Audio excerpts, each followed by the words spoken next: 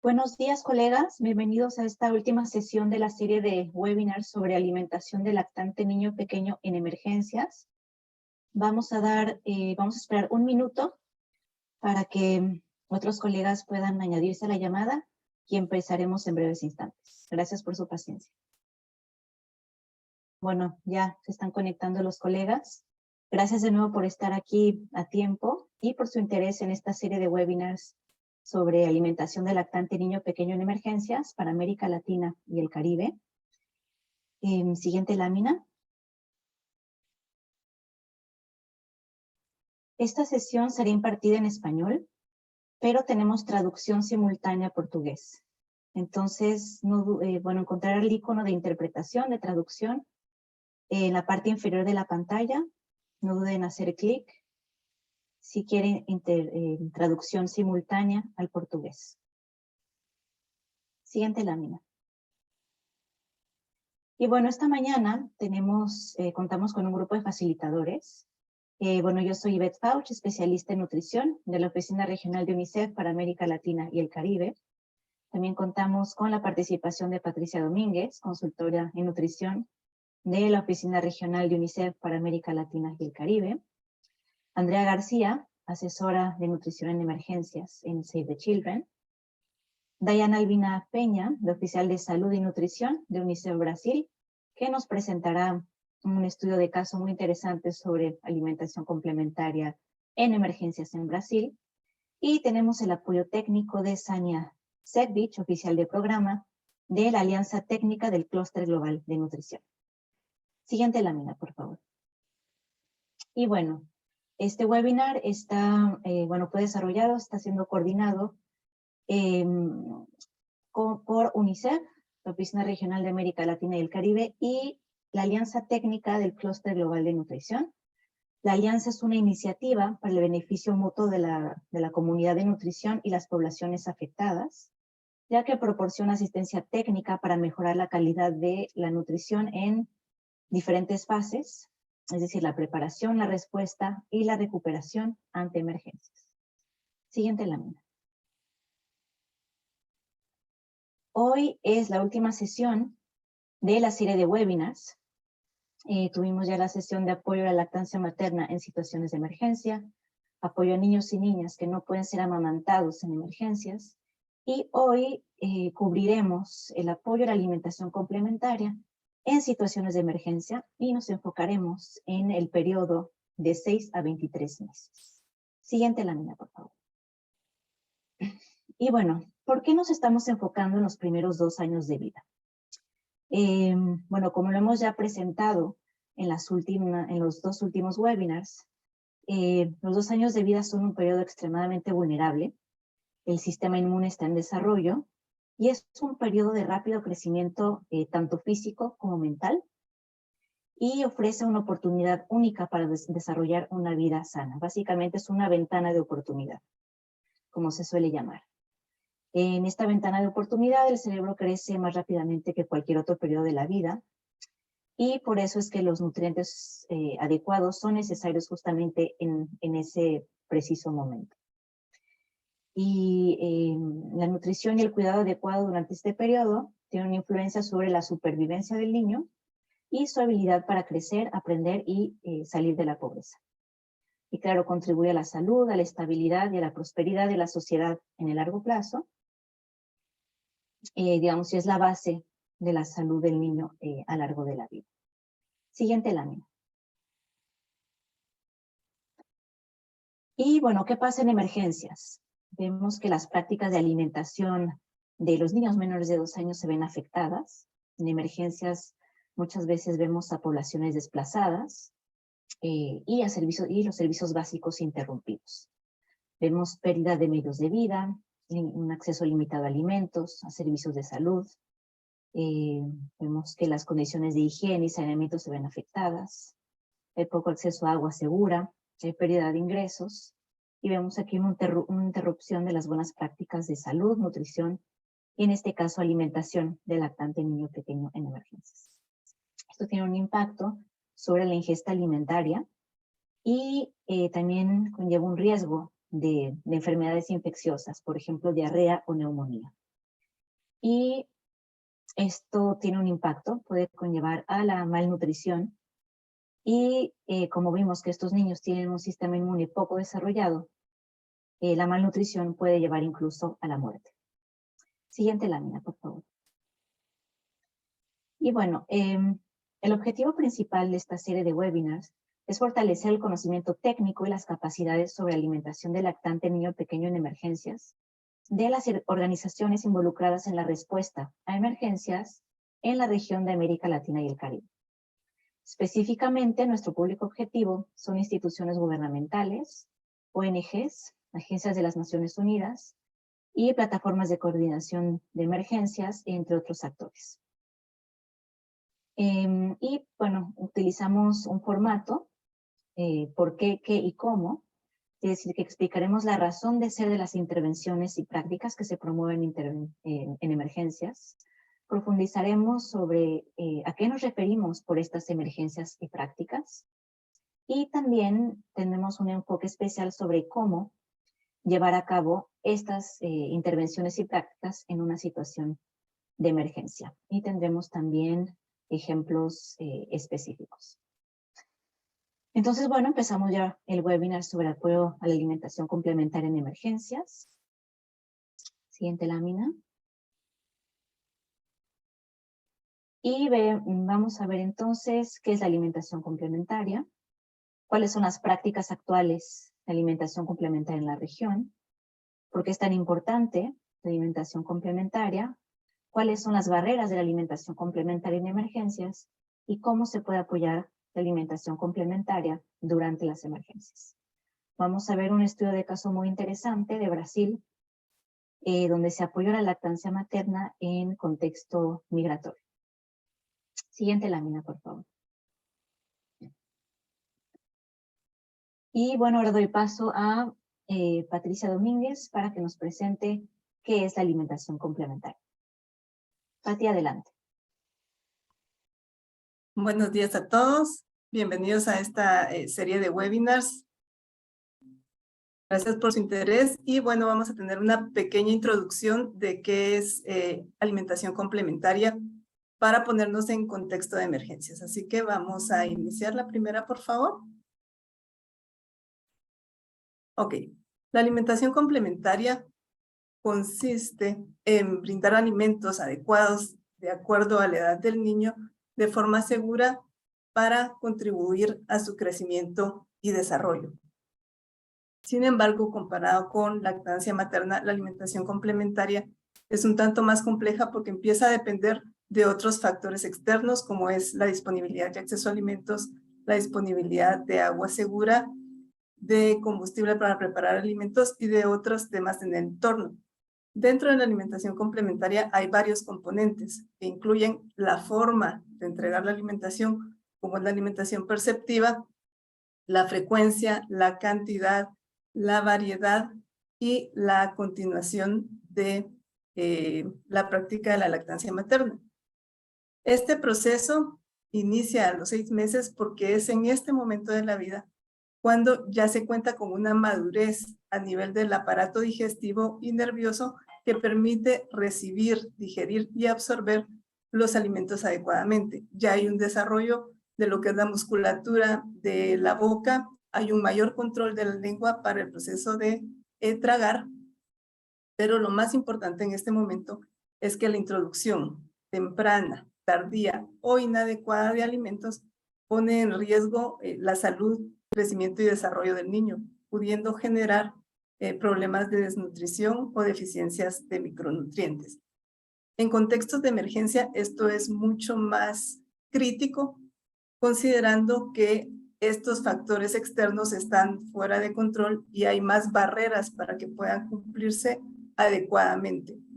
El objetivo de incluir la alimentación del lactante del niño pequeño, pero específicamente la alimentación complementaria dentro de las actividades de emergencia, busca cumplir con los principios humanitarios de no hacer daño, salvar vidas y en este caso también prevenir la desnutrición. La siguiente, por favor. ¿Qué es lo que debe comer un niño pequeño? Bueno, principalmente leche materna, que ha sido su fuente principal de alimentación hasta la edad de los 6 meses y tiene un factor tanto, un valor tanto nutricional como de protección ante enfermedades que hemos visto en los webinars anteriores. La variedad es un punto importante para poder lograr cubrir los nutrientes que se vuelven críticos en esta edad, como son hierro, vitamina A, zinc principalmente, que provienen de otras fuentes de alimentos. Y estos alimentos son alimentos de origen animal, frutas y vegetales, que son un punto crítico para lograr cubrir los requerimientos nutricionales. Cuando es necesario también se incluyen alimentos fortificados con micronutrientes, que es una medida de salud pública que está establecida en muchos países para lograr cubrir estas deficiencias. ¿Qué es lo que un niño a esta edad no debe comer? Evitar bebidas y alimentos de bajo valor nutritivo, evitar agregar azúcar a los alimentos preparados en casa, son dos grandes recomendaciones. La siguiente, por favor. Cuando hablamos de diversidad alimentaria o diversidad de la dieta, estamos hablando de cumplir con al menos 5 de los 8 grupos recomendados que ustedes pueden ver en la imagen. Estos grupos incluyen a la leche materna y adicionalmente a eso, pues los principales alimentos que empiezan a ser incluidos dentro de la dieta. Sin esta variedad no es posible cubrir los requerimientos nutricionales que el niño empieza a tener a partir de los 6 meses. La siguiente, por favor. En este slide estamos resumiendo las principales características que tiene que reunir esta alimentación complementaria. Importante, como ya mencionamos, el momento de introducción a partir de los 6 meses, porque a partir de ese momento no solo el niño ya está preparado para recibir alimentos, sino que la leche materna deja de cubrir el 100% de los requerimientos nutricionales del niño. La frecuencia apropiada, la cantidad necesaria, cuál es la consistencia que estos alimentos deben de tener de acuerdo a la edad. La preparación segura de estos alimentos es un punto crítico. La relación entre el cuidador y el niño tienen un efecto no solo nutricional, sino también en todo el desarrollo psicomotor y en la estimulación temprana que el niño necesita recibir. Y un punto muy importante y especialmente resaltado en emergencias es la alimentación durante y después de las enfermedades. Sabemos que en estos contextos hay mucha más susceptibilidad de enfermedades, principalmente diarreas e infecciones respiratorias, y esto tiene un efecto en el apetito del niño y necesita ser tratado especialmente. Vamos a ir abordando cada uno de estos puntos con más detalle a continuación. Siguiente, por favor.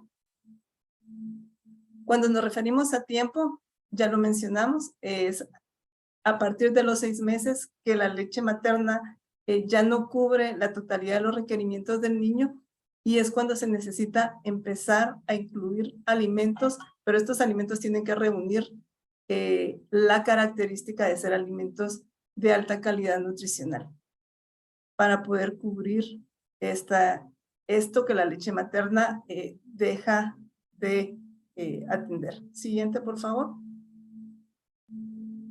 Cuando hablamos de lactancia, cuando hablamos de alimentación complementaria adecuada, estamos hablando de varios elementos. Aquí estamos hablando de la frecuencia con que el niño tiene que recibir alimentos, alternado cuando estamos hablando de niños amamantados con la lactancia materna, de las cantidades, cuál es la cantidad apropiada de acuerdo a la edad del niño, cuál es la consistencia de acuerdo a su desarrollo psicomotor, qué es lo que puedes recibir en cada una de las fases. La alimentación complementaria es un proceso gradual en el cual se va incluyendo más cantidad de alimentos, se va cambiando la consistencia desde alimentos suaves hasta alimentos más enteros y ya cuando el niño está en el momento de poder tomar la alimentación del resto de la familia, y la diversidad, que es un punto crítico para cubrir las necesidades de nutrientes. La siguiente, por favor. Cuando hablamos de frecuencia, es importante hacer una diferenciación entre niños amamantados y niños no amamantados. Cuando estamos hablando de niños amamantados, la recomendación general es que adicional a la lactancia materna hay al menos 2 comidas al día a partir de los 6 meses, 3 comidas a partir de los 9 meses, y cuando estamos hablando de niños no amamantados, esta recomendación se incrementa y se vuelven 4 tiempos de comida al día para cubrir sus requerimientos. Siguiente, por favor. Cuando estamos hablando de cantidades, estamos hablando de una transición paulatina desde unas cuantas cucharadas hasta que el niño al año sea capaz de consumir una taza. Siguiente, por favor. La consistencia es un tema muy importante porque determina en buena medida la aceptación o no de la alimentación. Si la consistencia es inadecuada, el niño va a tener rechazo y más dificultades para lograr comer, y esto, pues, ¿cuál es la consistencia recomendada? De los 6 a los 9 meses estamos hablando de alimentos suaves y espesos, también conocidos como papillas o como purés. De los 9 a los 12 meses estamos hablando de alimentos picados y cortados en trocitos pequeños, y a partir de los 6 meses estos alimentos pueden ser picados, cortados o enteros cuando ya hay una mayor capacidad de masticación. La siguiente, por favor. Un punto importante en la alimentación complementaria, tanto si estamos hablando de contextos normales como en situaciones de emergencias, es la higiene. Es un punto crítico porque es a partir de los 6 meses y cuando se empieza a introducir alimentos que hay una mayor incidencia de enfermedades infecciosas, principalmente diarreas. Y esto tiene efectos directos sobre el estado nutricional de los niños. Una preparación adecuada incluye agua segura, un almacenamiento adecuado para proteger de cualquier contaminación los alimentos. La siguiente, por favor. Bueno, un punto importante y que muchas veces tal vez no es abordado con tanto detalle es la alimentación perceptiva. ¿Y qué es la alimentación perceptiva? Incluye básicamente la relación entre el cuidador y el niño al momento de la alimentación. Esto significa, a grandes rasgos, que el niño va a tener ciertas señales de hambre o saciedad que el cuidador tiene que aprender a reconocerlas y dar la respuesta apropiada según corresponda. Esto va a hacer que la relación y la experiencia tanto del cuidador como del niño sea positiva durante el momento de la alimentación. Recordemos que no es solo alimentación, es alimentación con amor, lo que hace la diferencia. Un punto clave acá es la identificación de las señales para saber si un niño está satisfecho y evitar problemas tanto por exceso o como por deficiencia, pues señales de que el niño está saciado, girar la cabeza en la dirección opuesta de la comida, rechazar la comida, comer con mayor lentitud. Estos son señales de que el niño ya está saciado y la recomendación es no forzar al niño a comer más allá de sus señales. Es una autorregulación que permite que en el futuro el niño tenga capacidad de controlar sus señales internas, y esto en el futuro va a tener un efecto positivo preventivo de sobrepeso u obesidad. Siguiente, por favor. vamos a referirnos a un punto crítico en emergencias, que es la alimentación durante y después de la enfermedad. Generalmente, los niños tienen varios episodios de enfermedades infecciosas durante esta edad. Estamos hablando principalmente de diarreas e infecciones respiratorias. Esto tiene un efecto sobre el apetito. Esta disminución del apetito implica tener más atención en cuanto a la frecuencia y a la cantidad. La recomendación general en estos casos es aumentar la frecuencia y la cantidad de comidas que el niño hace, aunque coma en pequeñas cantidades, para mantener y proteger, en este caso, el peso, que es lo que primero se ve afectado cuando hay enfermedades frecuentes y de larga duración.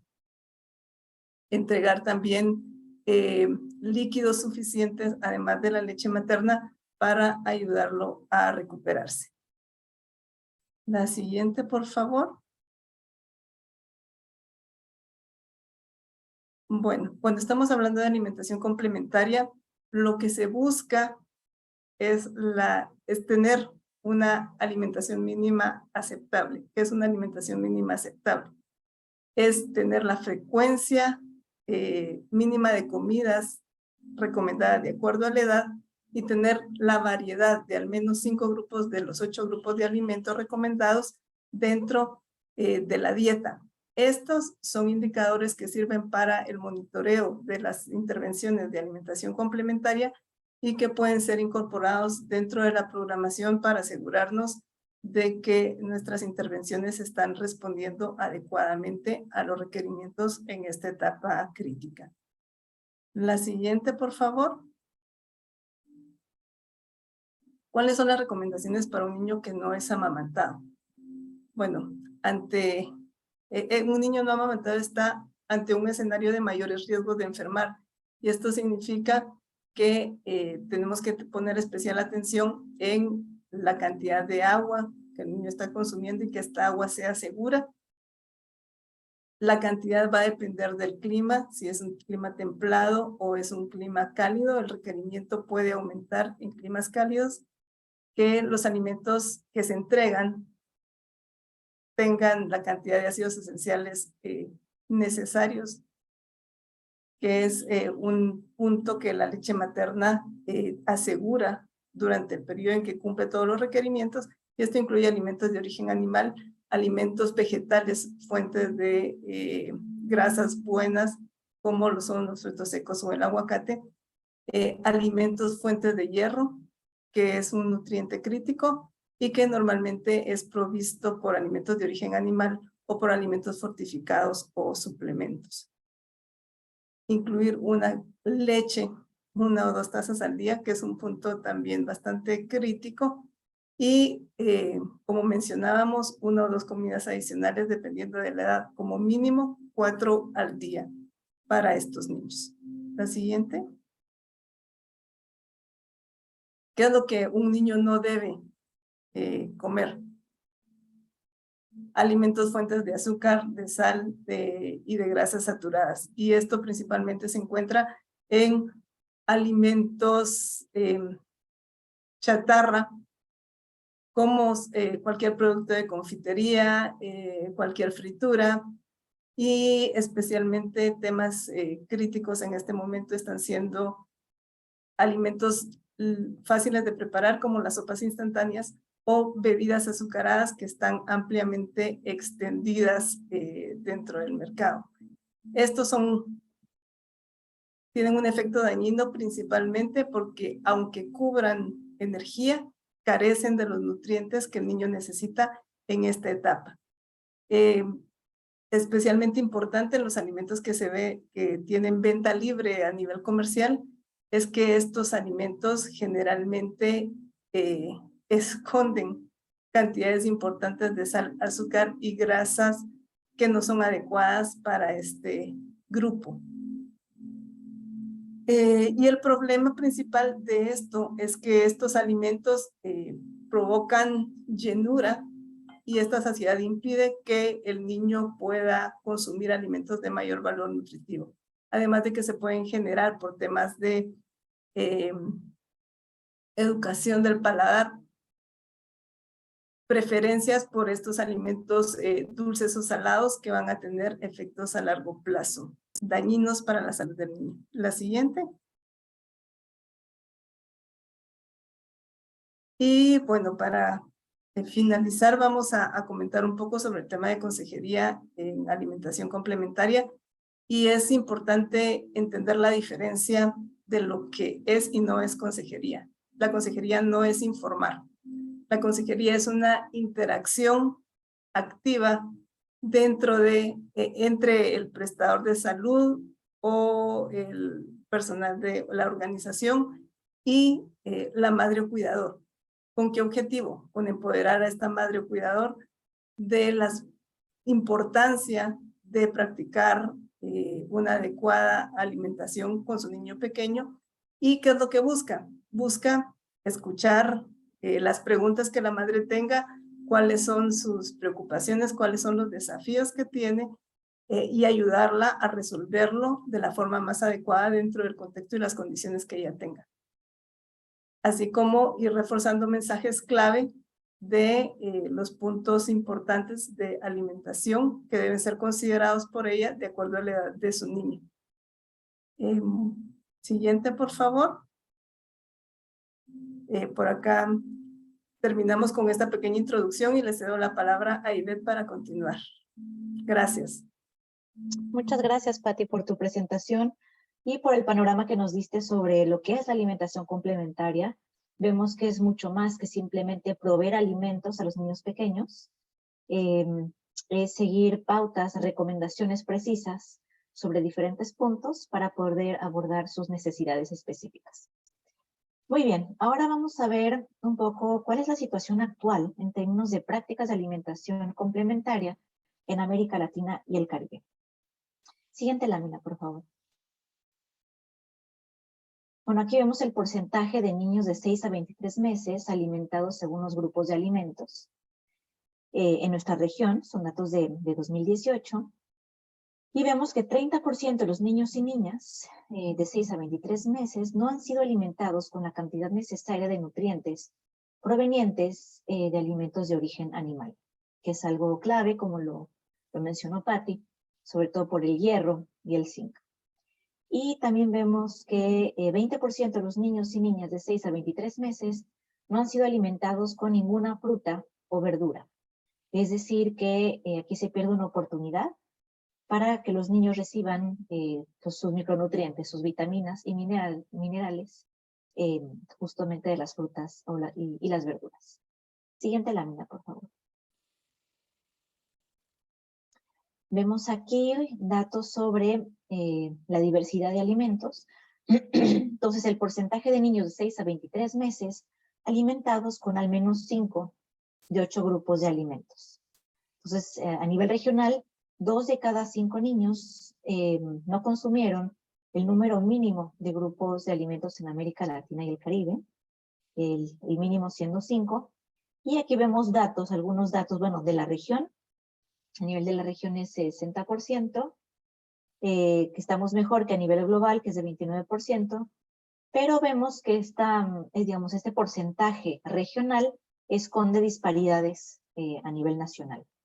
Vemos, por ejemplo, que Haití únicamente 19% de los niños de esta edad reciben una alimentación diversificada, es decir, los 5 grupos de alimentos, y vemos también otros países, cómo va aumentando según los países, y el que tiene la diversidad alimentaria más alta en nuestra región es Perú, con 83%.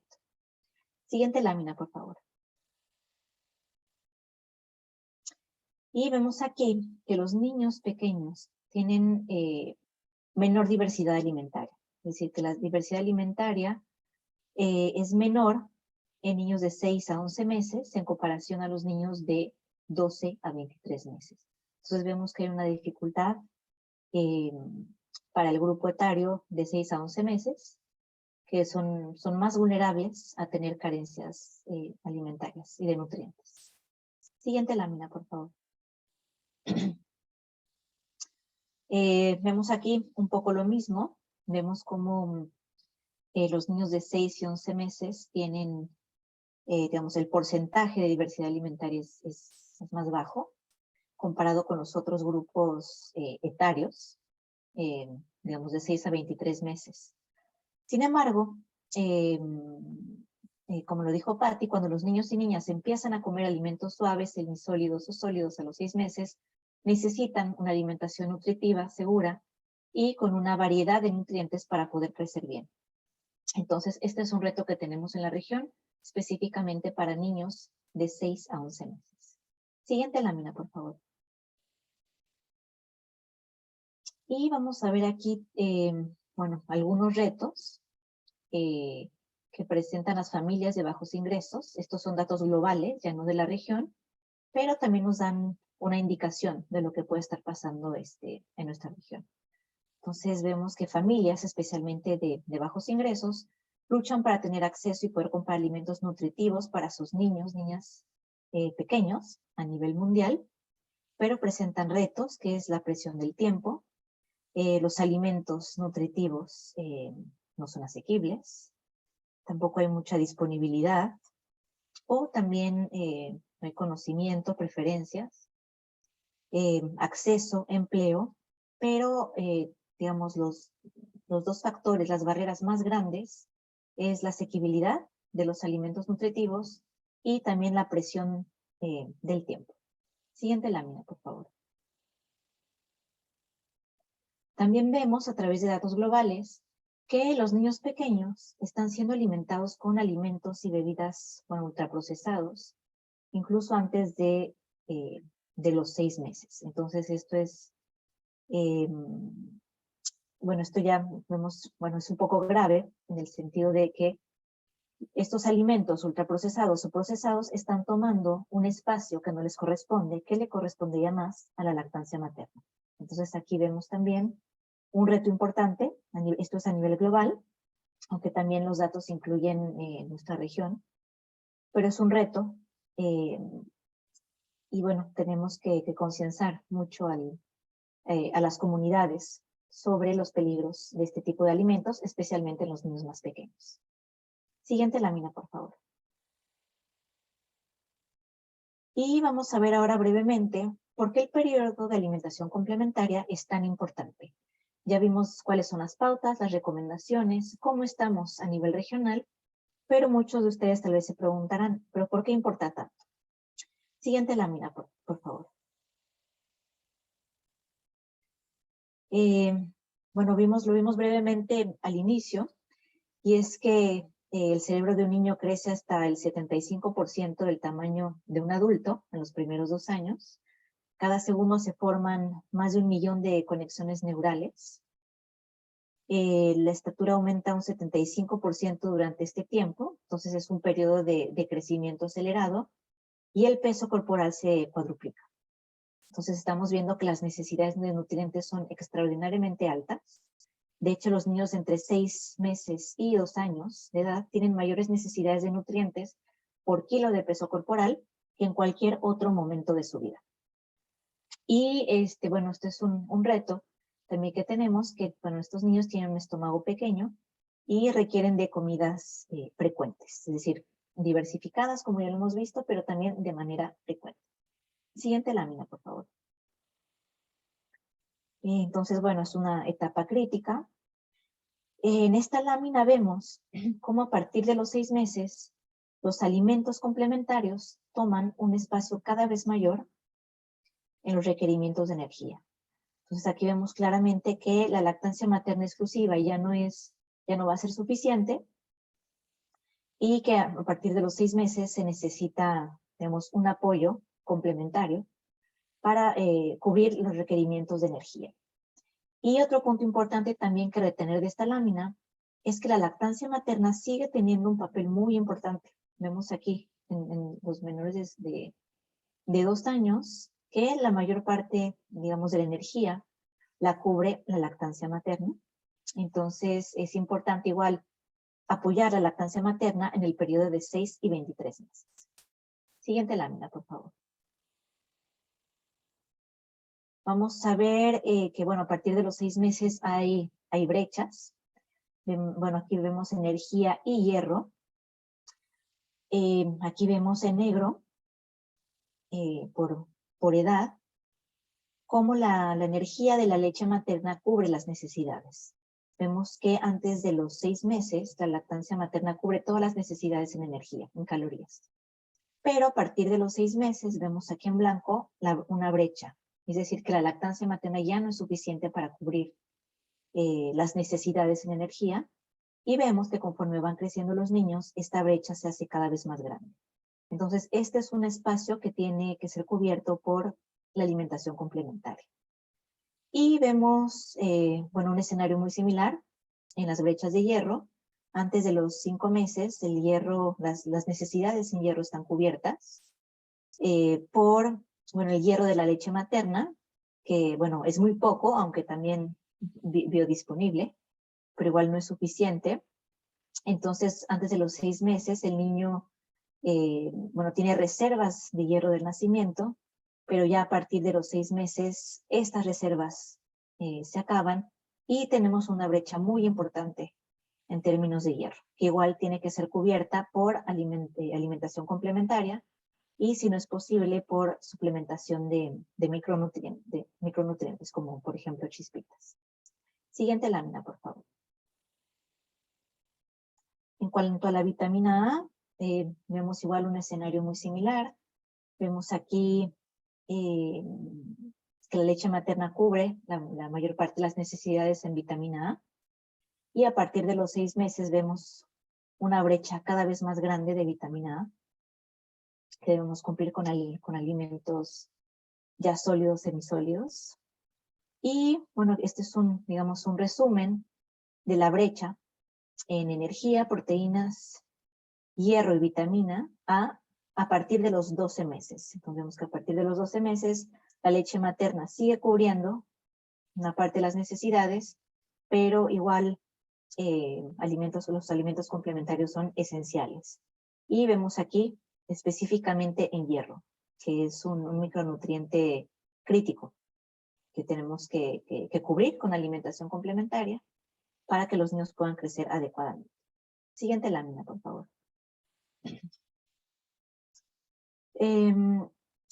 Bueno, desgraciadamente, el retraso en el crecimiento y la desnutrición aguda son comunes en este periodo.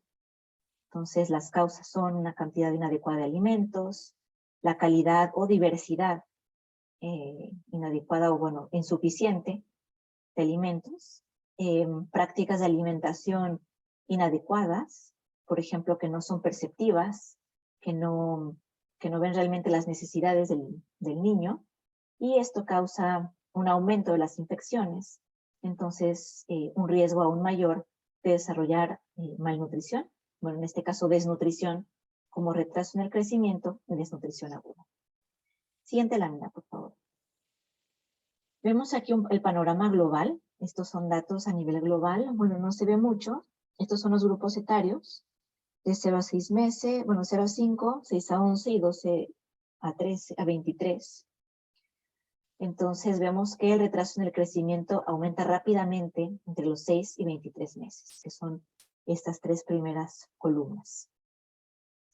Y también vemos que más de la mitad, más de la mitad de los niños, niñas con desnutrición aguda son menores de 2 años. Entonces aquí lo vemos en términos de millones. Hay solo que tomar en cuenta que esto es a nivel global, no en términos de la región. Pero bueno, nos da una idea aquí de la importancia del periodo de menores de 2 años. Siguiente lámina, por favor. Otras consecuencias de las prácticas de alimentación inadecuadas son, bueno, la falta de nutrientes requeridos para satisfacer la demanda, un desarrollo lento del niño, mayor riesgo de desnutrición, enfermedad, puede haber problemas digestivos, hay factores menos protectores si se ha disminuido o cesado la lactancia materna, y puede haber un riesgo de aspiración, neumonía o asfixia asociados con una consistencia, una textura inadecuada de los alimentos. Siguiente lámina. Y con esto paso la palabra a Andrea para que nos cuente sobre los desafíos que enfrentamos en términos de alimentación complementaria en situaciones de emergencia. Muchas gracias, Ivette. Adelante. Siguiente, por favor. Bueno, entonces vamos a comenzar revisando las barreras para las prácticas recomendadas durante las emergencias y entre algunas que podemos mencionar tenemos los pocos conocimientos o creencias tradicionales que pueden ser dañinas, también el poco acceso a los alimentos adecuados, la falta de instalaciones y equipos para la preparación segura e higiénica de estos alimentos, además de poder consumirlos y almacenarlos. Tenemos un entorno higiénico que puede haber sido empeorado, es decir, con condiciones insalubres, una falta de acceso a agua segura. Tenemos también donaciones inadecuadas de sucedáneos de la leche materna, pero también de alimentos para bebés, un marketing agresivo de alimentos comerciales para bebés y las limitaciones de tiempo, estrés y demasiada carga sobre los y las cuidadoras o cuidadores. Siguiente, por favor. Aquí vamos a retomar un punto de los que mencioné anteriormente, que es el problema con las donaciones. Y las donaciones de alimentos para bebés pueden socavar las prácticas de alimentación complementaria. ¿Por qué? Bueno, pues primero porque pueden no estar cumpliendo con normas nutricionales y de seguridad.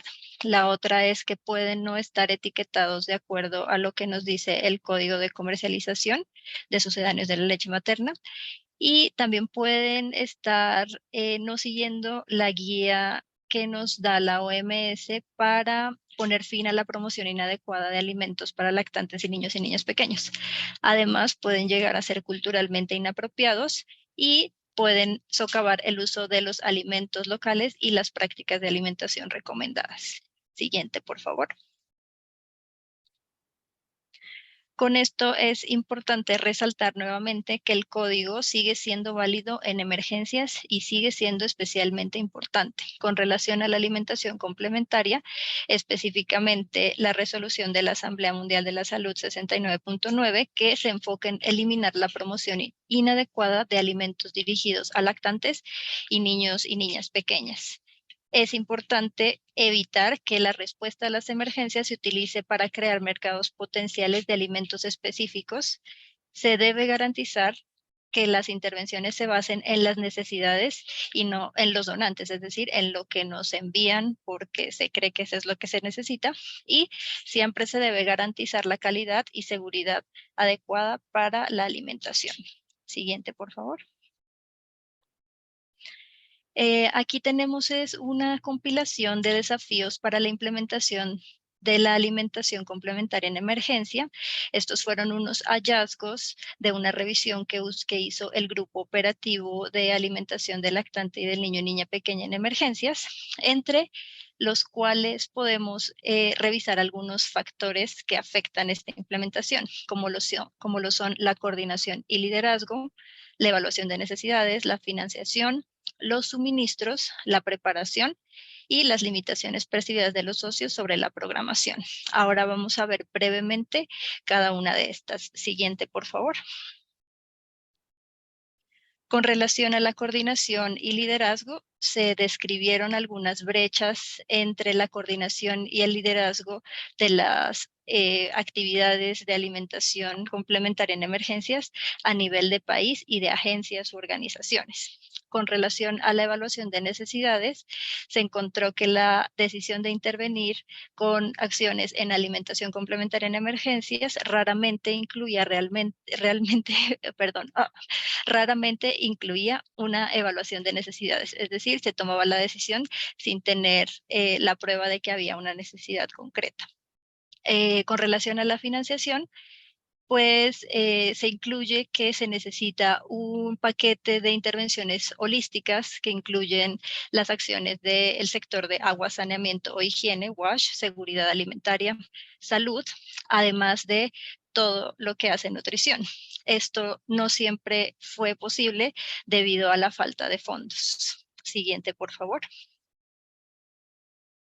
Con relación a los suministros, se conoce también que la provisión de alimentos diversos, como ya lo mencionaron Ivette y Patti, ha sido muy desafiante a lo largo de las emergencias. Con relación a la preparación para poder implementar esta clase de actividades, se identificó que también hay una brecha bastante grande para poder llevar una respuesta efectiva y eficiente. Y ya casi para terminar, las limitaciones percibidas de los socios. Es decir, que los socios no sabían en qué consistía concretamente la intervención de alimentación complementaria efectiva y eficiente. No tenían mucho acerca del cómo realizarlo. Siguiente, por favor. Esto se complementa con la sección de políticas y directrices existentes. Es decir, que sí hay guías, lineamientos de la OMS, del Grupo Operativo de UNICEF, hay incluso algunas normas en cada país. Sin embargo, la mayoría de estas directrices, estos lineamientos, se centran en la lactancia materna y los sucedáneos de la leche materna. Y falta orientación sobre la alimentación complementaria. Además, el factor de conciencia sobre las políticas y directrices a nivel de los trabajadores de salud y nutrición que atienden en primera línea, pues puede que no sea la que se necesitaría. Por último, tenemos la percepción relacionada con políticas y lineamientos. Entonces, nuevamente se menciona que a pesar de que se sabe el qué hacer, lo que tenemos, por ejemplo, en nuestra guía operativa, existe una necesidad de una orientación en el cómo poner en práctica todas estas intervenciones en una emergencia. Siguiente, por favor. Ahora vamos a ver brevemente cómo se puede apoyar la alimentación complementaria en emergencias. Siguiente, por favor. Bueno, aquí en resumen tenemos 5 acciones. Sería la realización de sesiones educativas. Esto puede hacerse mientras se realiza la distribución de alimentos o durante la espera de alguna atención que se preste mediante los servicios de salud. También puede ser la promoción de habilidades para el cambio de comportamiento y resolución de problemas en diferentes metodologías, como lo pueden ser los grupos de apoyo, grupos de cuidado, demostraciones de cocina, y la consejería que los trabajadores de la salud pueden realizar. En tercero, tenemos el suministro de alimentos complementarios enriquecidos con múltiples micronutrientes a niños de entre 6 y 23 meses. La cuarta, la suplementación con micronutrientes, como nos mencionó Ivette hace unos momentos, las chispitas para la fortificación de los alimentos en el hogar. Y quinto, los programas con enfoque de nutrición, es decir, que se centren en mejorar el acceso a alimentos seguros para niños y niñas de 6 a 23 meses, entre los cuales pueden estar las asistencias en efectivo, la ayuda alimentaria, las huertas domésticas y todas las acciones en agua, saneamiento e higiene. Siguiente, por favor. Aquí entonces tenemos que, de acuerdo con nuestra guía operativa de alimentación del lactante y niño y niña pequeña en emergencias, las opciones de apoyo a la alimentación complementaria están incluidas en el marco de acción para mejorar la dieta de niños y niñas pequeñas durante el periodo de alimentación complementaria. Siguiente, por favor. Esto va a realizarse específicamente a través de acciones estratégicas realizadas a través de sistemas. Entre estos sistemas tenemos el sistema alimentario, el sistema de salud, el sistema de agua, saneamiento e higiene y el sistema de protección. Cada uno de estos sistemas va a tener su acción estratégica concreta. Siguiente, por favor. Aquí entonces tenemos que para satisfacer las necesidades de alimentación complementaria en situaciones de emergencia, nos basamos en este mismo marco de acción, identificando en principio los principales factores agravantes en el acceso a servicios y alimentos adecuados. También vamos a construir la respuesta que apoye los sistemas que ya existen en ese contexto. Además, tenemos que contextualizar la respuesta para poder maximizar los resultados. Es importante también coordinar la respuesta. Todo esto entendiendo el contexto porque no va a ser lo mismo nunca una emergencia súbita a una más lenta o crónica, y no va a ser lo mismo una situación de migración, de desplazamiento, de tránsito. Siguiente, por favor. Ahora, retomando también nuestra guía operativa, debemos considerar muchos factores. Tenemos que tener en cuenta, por ejemplo, la disponibilidad de la variedad de alimentos ricos en nutrientes en el mercado en el que vayamos a intervenir, que sean accesibles de forma segura. También la adecuación cultural y aceptabilidad para ese grupo de edad. Importante el acceso a combustible, equipos, utensilios e instalaciones para preparar y consumir alimentos.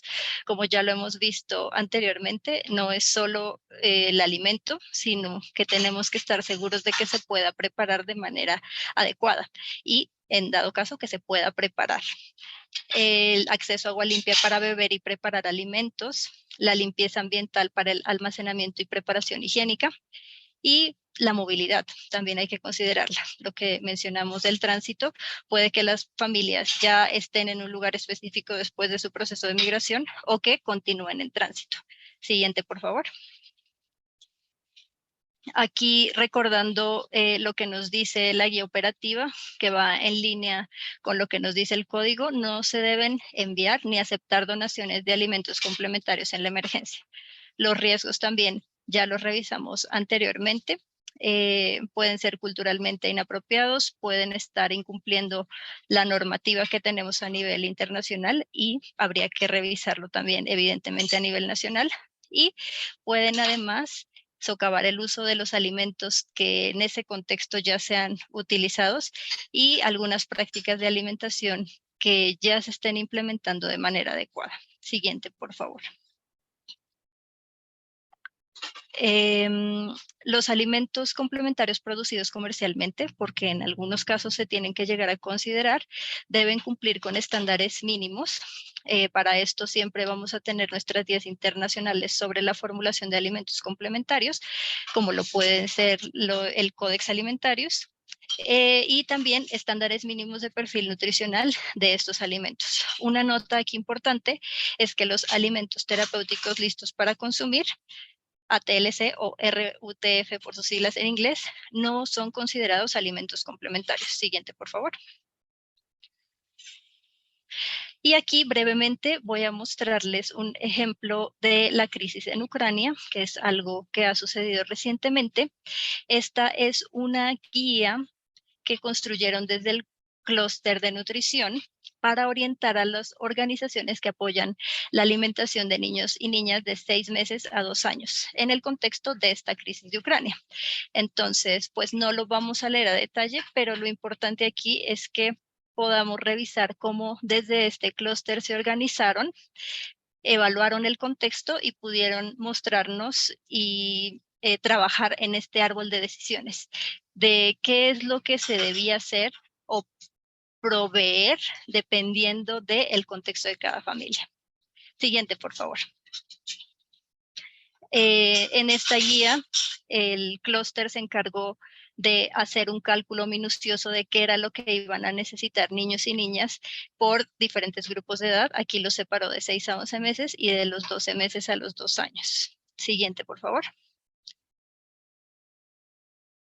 Ellos también nos pusieron en grande qué es lo que no se debía entregar, recordando que esta guía que realizó el clúster de nutrición iba a ser un referente para los otros sectores. Como vimos, tenemos que trabajar articulados, entonces era importante mostrarle a los demás qué era lo que definitivamente tampoco se podía entregar, después de obviamente decir lo que sí. Siguiente, por favor. Y también incluye todo lo que estas organizaciones deberían entregar adicionalmente a la asistencia alimentaria, como lo son los mensajes de preparación, de higiene, de incluso algo de salud mental relacionado muy de cerca con la alimentación perceptiva. Siguiente, por favor. Y se les recordaba que no solamente es la alimentación, sino que tenemos que considerar el agua, los instrumentos y no solo el agua, porque también necesitamos jabón, o algunos otros instrumentos para mantener las prácticas de higiene. Siempre también se les pedía y se les refería que se tenía que entregar información relacionada a la posible referencia a los servicios para los lactantes y niños y niñas pequeñas y sus cuidadores. Siguiente, por favor. Ahora ya brevemente, para terminar mi sección, en cuanto a las medidas de preparación, recordar que tenemos en coordinación y comunicación la posibilidad de establecer un grupo de coordinación y se pueden ir trabajando unos términos de referencia para socios implementadores.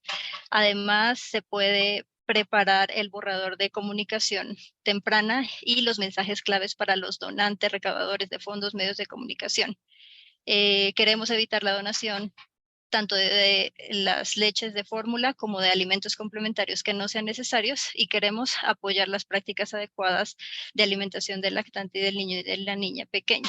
En cuanto al análisis de situación, identificación de las necesidades, también podemos ir preparando esos instrumentos que nos permitan evaluar las prácticas de alimentación complementaria y cómo pudiéramos llegarlas a apoyar. Siguiente, por favor. En la planificación de la respuesta, tenemos que identificar, dependiendo del tipo de respuesta que vayamos a implementar, entonces pudiera ser los proveedores locales que pudieran realizar las transferencias en efectivo o el suministro de los alimentos. Esto siempre se recomienda que se haga a nivel local. Se tiene que verificar disponibilidad de instalaciones o equipos de alimentación a nivel nacional. Y bueno, si llegamos a hacer alguna compra, todo tendría que estar con instrucciones de uso en el idioma local. Elaborar un posible plan de respuesta en función del contexto. Como hay varias posibilidades, pudiéramos tener varias opciones, y no sería necesario almacenar alimentos antes del inicio de una emergencia, porque recuerden que todo esto se planea en función del contexto. Ya casi para terminar, en la implementación, monitoreo y evaluación de la respuesta, tenemos que garantizar que el personal tenga capacidad para la evaluación, la gestión de la cadena de suministro y la consejería, que no se nos olvide, es parte fundamental de todo este proceso de las intervenciones en alimentación complementaria. Tenemos también que elaborar material de formación, comunicación pertinente y folletos informativos sobre la alimentación complementaria. Literalmente prepararnos para lo que pueda venir. Siguiente, por favor. Ahora le voy a dar la palabra a mi compañera Dayana, quien nos presentará un caso demasiado interesante que han tenido en Brasil. Muchas gracias, Andrea. Muchas gracias por la oportunidad de presentar nuestra experiencia aquí en Brasil. Luego empezaré a hablar en portugués. Entonces, para los que hablan español, tenemos interpretación disponible en la sesión. Entonces, solo irse abajo ahí en el globo y activar la interpretación para español. Bueno, entonces, agora em português.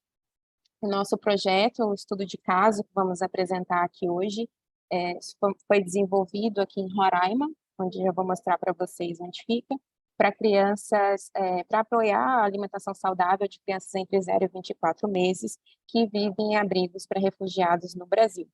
E por que nós incluímos aqui o 0, né? Como nós vimos nas apresentações anteriores, foi com o objetivo de trabalharmos desde a gestação o tema da alimentação saudável, ou seja, considerando as orientações para gestantes, mas também a própria alimentação saudável das gestantes e o foco também no aleitamento materno, né, nas orientações para o aleitamento materno, para que elas pudessem, então, assim que tivessem os seus filhos, também estarem informadas e conseguirem amamentar da melhor maneira possível. Então, o Brasil é um país muito grande, como vocês devem saber, e Roraima é um estado que está bem na fronteira com a Venezuela, então isso torna Roraima a principal porta de entrada para migrantes refugiados venezuelanos no Brasil. E é um estado pequeno e bem extremo no Brasil, com muitas limitações em termos de serviços, então isso também dá uma complexidade à operação. Eu sou oficial de nutrição do Unicef em Roraima, e o escritório está com foco na emergência de crise migratória. Então, é um escritório que está focado, né, desenvolvendo ações de emergência. Então, nós atuamos dentro dos abrigos, onde existe uma população de aproximadamente agora 7.000 pessoas, e fora dos abrigos também, porque muitos desses refugiados, imigrantes venezuelanos, já estão integrados aqui no estado de Roraima, vivendo em outros tipos de moradia, e alguns ainda um pouco mais vulneráveis, que vivem nas ruas ou em assentamentos informais. Nós temos equipes de atenção primária que atuam dentro dos abrigos, principalmente equipes que estão focadas na vigilância comunitária, então agentes comunitários de saúde, que nós chamamos de monitores de saúde e nutrição, e nutricionistas. Então, dentro dos abrigos, nós temos um pacote de serviços que inclui a avaliação nutricional, a suplementação com micronutrientes, né, o acompanhamento diário de famílias de crianças menores de 5 anos, principalmente. E fora dos abrigos, nós apoiamos as unidades básicas de saúde do sistema local público de saúde brasileiro, até para nós conseguirmos assim alcançar aquela população que está vivendo fora dos abrigos. Então, esse é um pouco do nosso contexto, tá? Os abrigos aqui no Brasil, eles são gerenciados pelo próprio Ministério da Cidadania, em parceria com o Acnur, né, a agência da ONU responsável pelos refugiados, o Alto Comissariado das Nações Unidas para os Refugiados e os seus parceiros. O abrigamento é um dos pilares da resposta à emergência aqui no Brasil, e eles ficam nos abrigos uma média de 4 meses, assim, essa média foi passada pelos colegas do Acnur, mas nós sabemos que tem até algumas famílias que chegam a ficar muito mais tempo, ficam anos nos abrigos, especialmente a população indígena, né? Nós recebemos aqui no Brasil uma população refugiada indígena, principalmente da etnia Warau. E para esses, assim, as opções de integração na sociedade brasileira, elas são muito mais complexas, né? Considerando as especificidades da população indígena. Então, eles tendem a ficar mais tempo abrigados. E nós percebemos que esse modelo de abrigamento é um modelo que tem um impacto também na alimentação das crianças, principalmente nesse grupo que nós estamos estudando aqui hoje, que são as crianças entre 6 e 24 meses, que estão naquele período de introdução alimentar. Então, nós vamos detalhar agora, ao longo dessa apresentação, mas nós percebemos que tem um impacto grande na alimentação das crianças. Nós trouxemos aqui resultados nas avaliações nutricionais, só para vocês terem uma ideia da nossa realidade, nosso quadro epidemiológico. Então, de janeiro a junho de 2022, nós tivemos 926 crianças avaliadas. Destas, 99 apresentaram desnutrição aguda moderada, 19 desnutrição aguda severa e 165 desnutrição crônica. Como que funciona, então, nos abrigos, né, aqui no Brasil? Em Roraima, nós temos atualmente 10 abrigos e, a partir da parceria do Ministério da Cidadania, do Acnur e também do Exército Brasileiro, as pessoas que estão abrigadas, elas recebem refeições prontas, recebem 3 refeições por dia. O Exército Brasileiro tem um contrato com uma empresa terceirizada e essas refeições são entregues diariamente para essa população que está abrigada. Quais são os problemas que nós identificamos nesse processo de entrega de refeições prontas? As refeições, em geral, não eram adaptadas para crianças nessa faixa etária que estavam começando a introduzir alimentos, né, sólidos na sua alimentação, no seu dia a dia. Então, nós percebemos que as crianças começavam a rejeitar muito aquelas refeições prontas, e isso estava causando um aumento de desnutrição, né, do risco nutricional, nesse grupo especificamente que estavam nessa faixa etária entre 6 e 24 meses. Então, o que nós chamamos aqui de quentinhas, que são refeições prontas, elas não estavam adaptadas para esse grupo. Uma outra questão que de um caráter um pouco mais subjetivo é que nós percebemos que os cuidadores quando nós tínhamos no processo de entrega direta da refeição pronta, havia também um distanciamento dos cuidadores do processo de alimentação e de introdução alimentar saudável das suas crianças.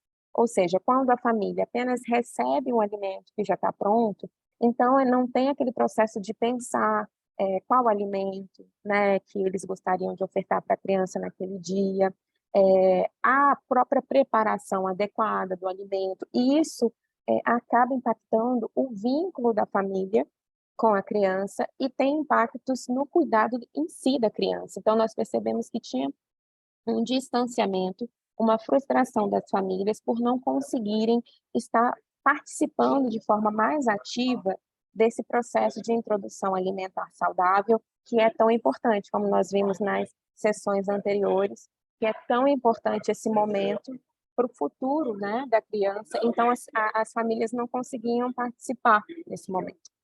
Então, nós desenvolvemos um projeto piloto, exatamente como uma forma alternativa a esse modelo que estava acontecendo nos abrigos. Então, a nossa ideia era criar um modelo diferente daquilo que está acontecendo a partir do envolvimento e da participação das famílias, dos cuidadores de crianças entre 6 e 24 meses, nesse processo de introdução, de avaliação do modelo de alimentação e de introdução alimentar saudável. Então, nós vamos ver agora quais foram esses passo a passo, né, quais foram essas etapas que nós tivemos dentro desse projeto, mas foi um projeto que incluiu tanto uma parte teórica para os cuidadores, quanto uma parte prática e também o desenvolvimento desse modelo, né? Então, isso tudo aconteceu um pouco em paralelo. O projeto foi conduzido entre janeiro e abril de 2021, pelo Unicef Brasil, e os nossos parceiros implementadores foi a Avese Brasil e o CREM, que é o Centro de Recuperação e Educação Nutricional do Brasil. O projeto foi financiado pelo PRN, tá? do governo dos Estados Unidos. Então, o que nós fizemos? A primeira coisa que nós fizemos foi identificar, dentro desses abrigos, cozinhas, espaços em que os cuidadores pudessem utilizar para preparar o alimento das suas crianças. Então, nós identificamos essas cozinhas comunitárias, nós reabilitamos essas cozinhas, porque muitas não tinham condições de equipamento, né? E nós reabilitamos, compramos equipamentos novos, utensílios adequados para o projeto. Também nós tivemos uma equipe específica trabalhando no projeto, além daquela equipe que já estava todos os dias acompanhando as crianças nos abrigos, nós tivemos uma equipe especial para esse projeto. Tá? E aí nós começamos a desenvolver as oficinas, né, que nós chamamos de workshop, com os cuidadores que se inscreveram nesse projeto. Então, cada grupo de cuidadores participou de 5 encontros, 5 oficinas teórico-práticas, com foco nos primeiros 1000 dias das crianças. Então, por isso que nesse momento a gente teve também a inclusão de gestantes, porque foi importante para gestantes também estarem em contato com esses conhecimentos, para que elas pudessem aplicar ali com as crianças que iam ainda nascer. Então, nós tivemos dinâmicas práticas de grupo, né, além do aporte teórico, muitas atividades mais lúdicas de descontração, né, porque nós percebemos que o processo de alimentação é um processo de vínculo, de amor, como já foi dito aqui, e de desenvolvimento realmente do cuidado das crianças, né? E nós tivemos uma oficina muito especial, que foi uma oficina sensorial com as crianças. Então, muitas crianças, como inclusive também os dados que foram apresentados aqui, principalmente nas emergências, elas não têm contato com esses alimentos, com legumes, com frutas. Então, muitos deles, assim, era a primeira vez que eles estavam tendo contato com esses alimentos durante essas oficinas. Então, nós preparamos um espaço em que eles pudessem ter contato com alimentos diversos, com frutas, com texturas diferentes, enfim, que eles pudessem ter uma experiência olfativa, de paladar também, para que eles pudessem, assim, ter melhor aceitação dos alimentos na sua diversidade, que era o que eles não tinham com as refeições prontas, né? As refeições prontas também eram muito monótonas, todas sempre com o mesmo alimento, então isso causava uma rejeição das crianças. Então, quando eles começaram a ter contato com outros tipos de alimentos, outras texturas, cores, paladar, olfato, então isso estimulou também o sentido daquelas crianças para uma melhor aceitação da alimentação. Então, o foco foi nos primeiros 1000 dias, né? E os temas que a gente trabalhou foram aleitamento materno, a própria introdução alimentar saudável. Nós também utilizamos o Guia Alimentar para Crianças Brasileiras Menores de 2 anos, que é um protocolo do Ministério da Saúde, focado nessa introdução alimentar saudável. E no final nós tínhamos uma grande refeição de celebração desse momento. Nós também, além desse workshop que foi realizado com os cuidadores, nós fizemos uma parceria com um curso profissionalizante para os cuidadores que tivessem interesse em se profissionalizar em manipulação higiênica de alimentos, ou seja, na preparação higiênica dos alimentos, porque também muitos que chegam no Brasil não têm exatamente uma profissionalização, então era também uma oportunidade de eles buscarem emprego depois, né, com base nessa formação. Então, muitos se interessaram em fazer esse curso, que aconteceu a partir desse projeto também. Tá? Ao todo, 159 cuidadores participaram dos encontros, tá? E 99 participaram do curso de formação em práticas seguras de manipulação de alimentos e foram certificados. Então, já falei assim, dessas oficinas, dos primeiros 1000 dias, né, para os cuidadores, e nós tivemos também a oportunidade dessa mesma oficina dos 1000 dias para profissionais de saúde e a equipe que estava atuando dentro dos abrigos, fora dos abrigos, em serviços de nutrição, em serviços das unidades básicas de saúde. Então, também nós tivemos a mesma formação para os profissionais de saúde para fortalecer essa prática de introdução alimentar saudável. Tá? E aí nós entramos agora no modelo que foi construído a partir disso. Então, com todos esses momentos com as famílias, essas oficinas práticas e teóricas, nós percebemos que era possível desenvolver um modelo alternativo que fosse melhor, que fosse mais aceitável para as crianças que estivessem nessa fase de introdução alimentar saudável. Então, ou seja, além daquilo que já estava sendo feito com a entrega de refeições prontas, nós percebemos que era possível a gente garantir acesso a alimentos e fornecer alimentos que estivessem mais diferenciados, considerando os 8 grupos de alimentos e a diversidade que a gente precisa ter na alimentação das crianças, para uma alternativa realmente, para que a gente tivesse uma maior integração dos cuidadores nesse processo de alimentação saudável e também uma melhor aceitação das crianças e uma melhor alimentação das crianças nesse período, tá? Então, nós tivemos uma consultora que ela mapeou, né, a rede de potenciais fornecedores de alimentos aqui no estado. Então, entre pequenos agricultores, mercados, programas sociais, ela identificou parceiros que poderiam apoiar esse modelo alternativo de alimentação, de introdução alimentar saudável para as crianças. Foram realizadas também entrevistas para entender o contexto, então foi um momento bem amplo de identificação das necessidades, de diagnóstico da situação, mas também de identificação de oportunidades nesse sentido. Tá? Então, nós identificamos essas organizações, né, Associação de Agricultores, Universidade, o setor privado, quer dizer, foi uma avaliação ampla de parceiros e cada um identificando o que cada um poderia contribuir para esse modelo poder funcionar de uma forma mais sustentável do que nós tínhamos antes. Tá? Então, aqui, foram realizadas 156 entrevistas também com os cuidadores, porque também a gente percebeu que eles precisavam também nos contar como eles gostariam que fosse feito esse processo de alimentação das suas crianças, né? O que eles estavam sentindo falta nesse processo, o que eles gostariam de sugerir, né? Então, partir também da opinião deles, do feedback da comunidade para construir esse modelo, tá? Também foram entrevistadas pessoas, no geral, né, que viviam nos abrigos, profissionais de nutrição que trabalhavam nos abrigos, até naquele acompanhamento diário que eu falei, e também outras organizações humanitárias, tá? E a partir dessa coleta de dados foi construído esse modelo. O que nós identificamos? Que quase 90% dos cuidadores, eles gostariam de usar a cozinha para preparar a comida dos seus filhos.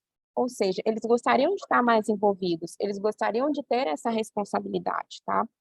Mais de 90% também afirmaram que aceitariam responsabilidades com a limpeza, com a organização do espaço, com a distribuição das refeições.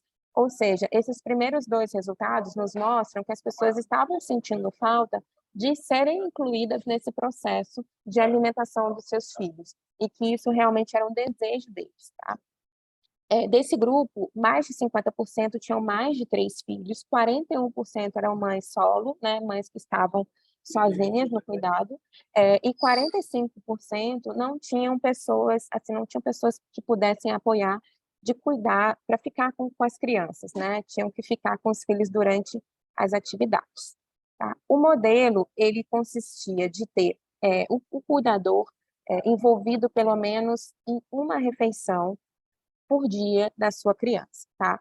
Então, assim, pelo menos em uma refeição do dia da criança, esse cuidador, ele seria envolvido para preparar e para entregar a alimentação para sua criança. Além disso, ele teria que se responsabilizar também com a limpeza do espaço.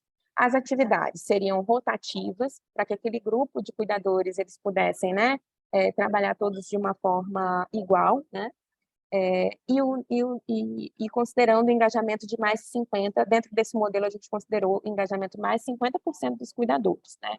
De pelo menos 50%, sendo que o dado anterior nos disse que 90% gostariam de estar envolvidos. E tinha a supervisão do nutricionista, de um técnico logístico para todos os abrigos, para dar apoio naquilo que fosse necessário e para supervisionar o uso e a preparação dos alimentos nesses espaços. Também seria formado um comitê local de cuidadores, né, com foco realmente na alimentação infantil, no cuidado materno e infantil, e para acompanhar a preparação desses alimentos nas cozinhas comunitárias.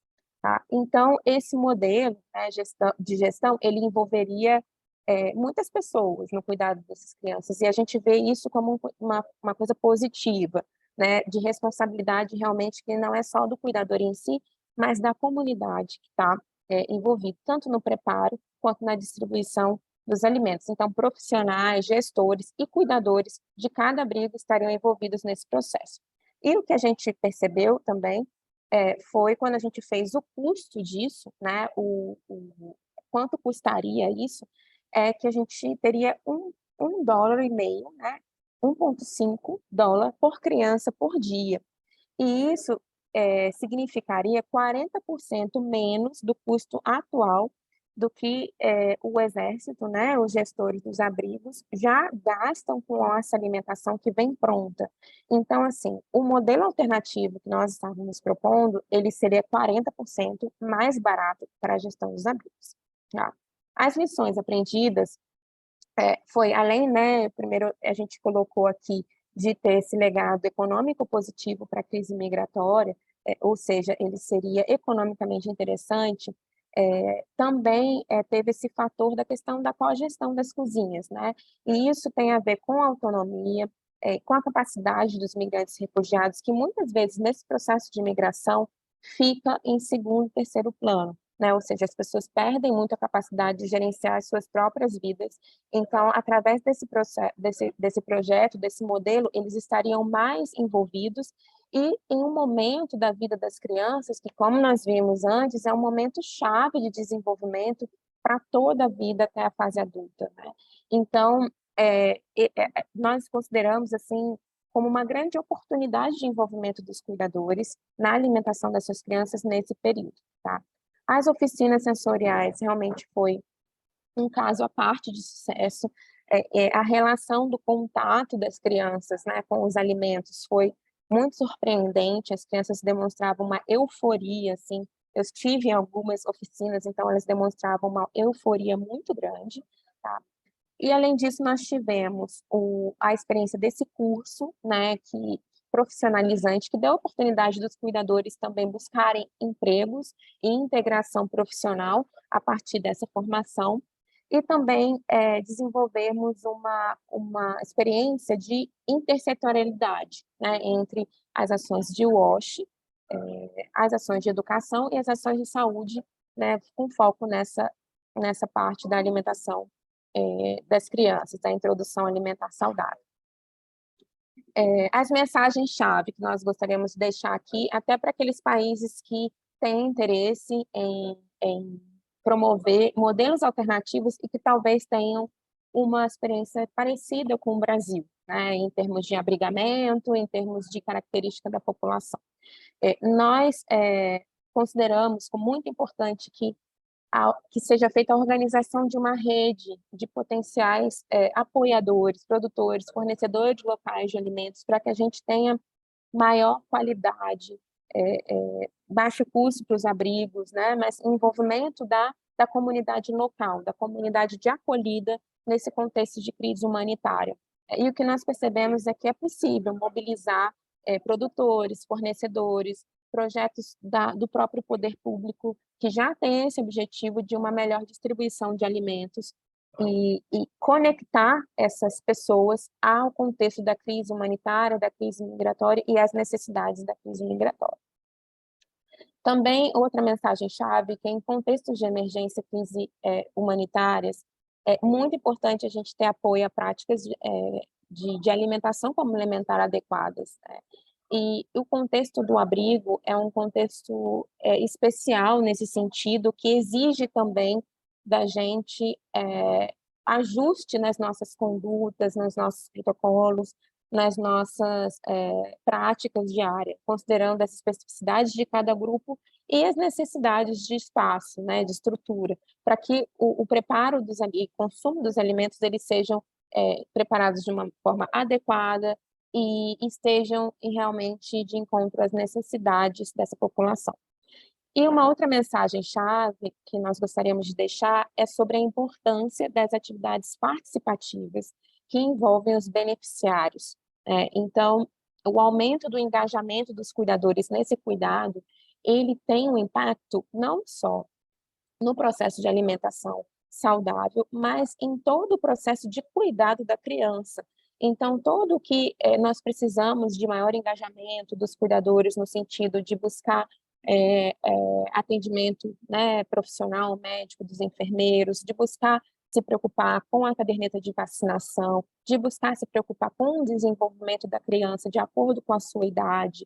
Então, todos esses processos que a gente precisa do envolvimento maior da família, ele é beneficiado, ele tem um impacto nisso quando nós também incluímos melhor os cuidadores nesse processo de autonomia do cuidado das suas crianças. Então, nós percebemos que é muito importante a gente ter esse espaço e que muitas vezes os modelos que a gente tem de atenção humanitária, eles não promovem essa participação, e por isso que é tão importante. Então, essas serão as mensagens-chave que nós gostaríamos de deixar. Também estamos disponíveis aqui para as perguntas, e além desse momento aqui, também estamos disponíveis para depois apoiar pessoas, iniciativas, países que queiram ter mais detalhes daquilo que foi realizado e queiram trocar experiências. Muito obrigada. Muchas gracias, gracias. Diana, por esta exposición. En el chat podrás ver cómo fue demasiado interesante para muchas personas el enfoque que utilizaron y bueno, estoy segura que a muchos nos dio muchas más ideas de cómo abordar este componente tan específico. Bueno, como vamos ligeramente cortos de tiempo, voy a comentar brevemente una pregunta que se nos realizó con relación a la alimentación complementaria para niños menores de 2 años con discapacidad motora y neurológica. Bueno, en esta situación, lo que se nos comenta desde las guías es que la introducción de los alimentos no se debe retrasar por ningún motivo. En el único aspecto en el que nosotros vamos de pronto a interferir es en la consistencia. Dependiendo del tipo de discapacidad motora o neurológica, entonces nosotros tendremos que hacer alguna modificación en la consistencia de los alimentos. Y en la parte de recursos, les vamos a dejar unas guías específicas para la alimentación de menores de 2 años con algún tipo de discapacidad. Les muestro, es en siguiente, por favor. Siguiente, por favor. Aquí las van a encontrar. Entonces vamos a tener una guía tanto para niños y niñas con discapacidad como lo pueden ser también los cuidadores o las mujeres, las madres. También tendríamos que llegar a considerar, por ejemplo, una discapacidad visual por parte de la madre, cómo la podemos apoyar para que ella pueda realizar este proceso de la alimentación complementaria de la manera más cercana posible a lo que nosotros estamos recomendando. Y bueno, ya casi para terminar, entonces le quiero dar la palabra a Ivette. Sí, muchas gracias, Andrea. Bueno, solamente tal vez quisiera tomar, menos de un minuto para responder a una pregunta: ¿por qué el alimento terapéutico listo para el consumo no se considera un alimento terapéutico, un alimento complementario? Y es que el alimento terapéutico listo para el consumo es un producto especialmente concebido para el tratamiento de los niños con desnutrición aguda.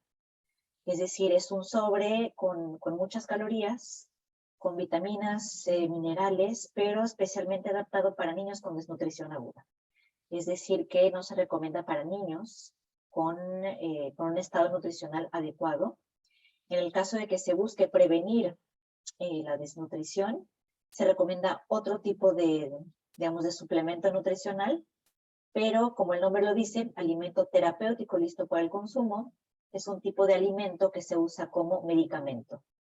Entonces no se usaría o se promovería su uso como alimento complementario. Y bueno, vemos algunas preguntas más. Como dijo ya Andrea, tenemos poco tiempo, pero no duden en hacer sus preguntas y responderemos a las preguntas por escrito. Estas serán enviadas al final de este webinar. Siguiente lámina, por favor. Y bueno, ya vamos a los siguientes pasos y al cierre. Siguiente. Un mensaje importante. Les pediremos que por favor completen la evaluación del webinar. Les tomará 5 minutos y aparecerá cuando el webinar cierre. Siguiente lámina. Y un mensaje también importante de nuestra parte es que si usted busca apoyo, ayuda, nutrición en emergencias, le sugerimos ponerse en contacto con la Alianza Técnica del Clúster Global de Nutrición. Aquí vemos el enlace que les compartiremos también la presentación. Y en el caso de que necesite apoyo técnico, digamos a nivel de país, o apoyo técnico remoto, se puede dar apoyo. Si necesita contratar a un consultor, por ejemplo, nutrición en emergencias, la alianza tiene un roster de consultores que ustedes pueden explorar. Si simplemente quiere una recomendación técnica o tiene una pregunta específica, también puede contactar y hacer su pregunta, igual si necesita apoyo entre pares. Siguiente lámina. Entonces, es todo por nuestra parte. Agradecemos mucho su participación, no solamente en este webinar, sino en la serie de 3. Esperamos que les haya sido útil. Y por favor, no dejen de comentar y hacer comentarios en la evaluación del webinar, de los 3 webinars, para saber también cómo podemos mejorar este tipo de espacios y cómo responder mejor a sus preguntas y necesidades. Muchas gracias de nuevo y les deseo un excelente día. Hasta luego.